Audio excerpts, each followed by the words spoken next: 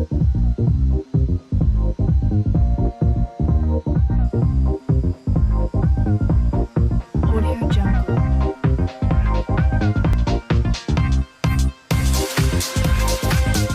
le plaisir est pour nous de vous retrouver dans le monde de l'aviation civile. Mesdames et messieurs, bonjour et bienvenue. Dans l'univers de l'aviation civile, deux vocables sont en usage courant, l'aéroport et l'aérodrome.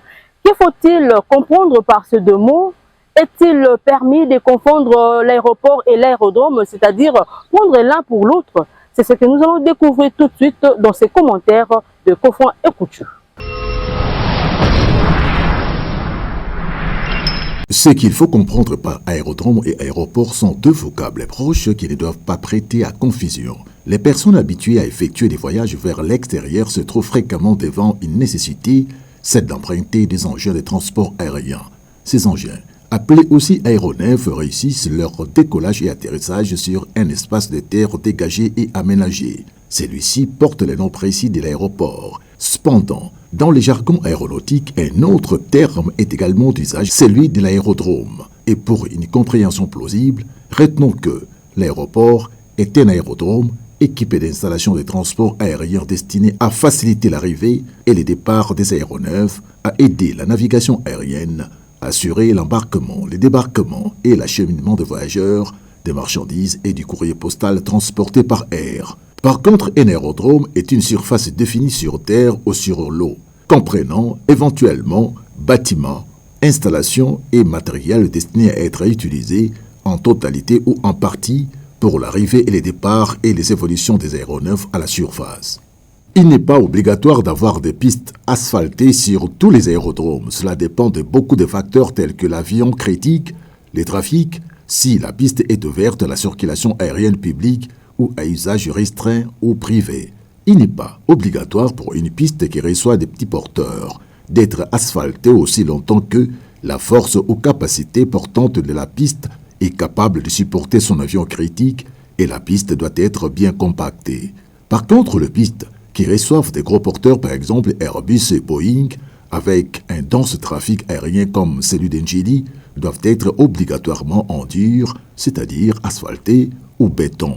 Étude d'impact environnemental réalisée conformément à la législation sur la protection de l'environnement et tenant compte notamment des normes de l'Organisation de l'aviation civile internationale.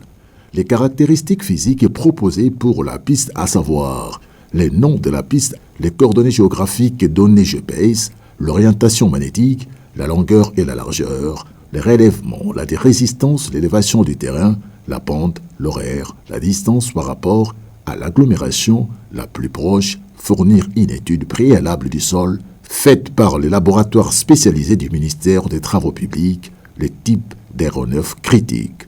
Une mission de prospection du site et de vérification de l'authenticité des documents fournis sera dépêchée sur le lieu destiné à la construction de l'aérodrome et sera chargée de dresser un rapport circonstancié à l'intention du directeur général de l'autorité de l'aviation civile pour disposition utile.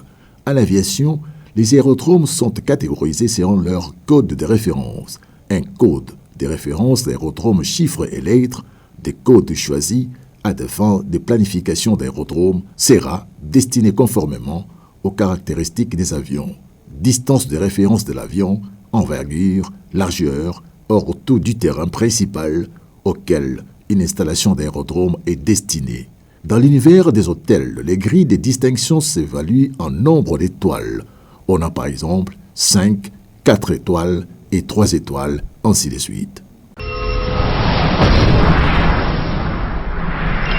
Mesdames et messieurs, pour comprendre rapidement, retenons que l'aéroport englobe en son sein l'aérodrome. C'est comme en mathématiques modernes, le grand ensemble aéroport comprend un sous-ensemble aérodrome qui est inclus en lui. Donc, un aéroport est un aérodrome, pas l'inverse, au vu de définition reprise dans les commentaires précédents. L'aérodrome n'est pas un aéroport. Par contre, l'aéroport est d'abord un aérodrome. Lorsqu'un aéroport se modernise avec les standards internationaux en matière d'infrastructure et sécurité, cela aspire de la confiance auprès des compagnies aériennes et partenaires internationaux. Mesdames et messieurs, la page correspondance aérienne, c'est une tribune de nouvelles en bref aériennes sur le plan national, africain et international. Sur ce, je vous laisse suivre la correspondance aérienne avec Kofran et Couture. Lancé le 7 mars dernier, le chantier de rénovation du siège de Fly Air Gabon Holding est réalisé à environ 95%, à l'issue d'une inspection des travaux par le ministre Maïs Mouissi. Si on parle des rénovations, c'est parce que Fly Air Gabon Holding sera abrité dans les locales des défuntes compagnies aériennes nationales gabonaises, Air Gabon et Gabon Airlines. Dornier Aviation au Nigeria a lancé ses vols commerciaux avec son avion Dash 8-400 depuis la semaine dernière. L'appareil effectue des vols charter entre Lagos, Port Harcourt et la piste d'Infinima dans le sud du Nigeria dans le cadre d'un contrat avec le principal producteur de gaz naturel, liquéfié et des liquides de gaz naturel destinés à l'exportation. Cet avion a été intégré dans la flotte de Dana en février 2024, acquis dans le cadre d'un contrat de location avec la société de location irlandaise Ergo Capital. L'hebdodage. 4 flottes sont des actifs propres sont détenus par Air France Germany, les maudites flottes de Jet Aviation. Cette densification de sa flotte lui permettra de développer son réseau. Bernina Airways dessert Tripoli, Misrata, Tobrouk et El Beida depuis sa base de l'aéroport international de Benghazi, Benina. Hors de Libye, elle va à Tunis en Tunisie, Le Caire et Alexandrie en Égypte, Istanbul en Turquie, Dubaï aux Émirats Arabes Unis, Jeddah et Médine en Arabie Saoudite. Dans son plan d'extension, il prévoit aussi de relier Khartoum au Soudan. Le Maroc veut porter la capacité totale de ses aéroports à 80 millions de passagers par an contre 40 millions actuellement. C'est ce qu'a annoncé dernièrement le ministre marocain du Transport et de la Logistique, Mohamed Abdelhalil. Voilà, c'est la fin de votre rubrique Monde de l'aviation civile. Merci de l'avoir suivi. Merci à Benjamin Zinga à la prise de vue, Kofran et Couture à la réalisation, Francis Paka au montage sous la supervision de François Kalonji Panou. Au revoir et à très vite.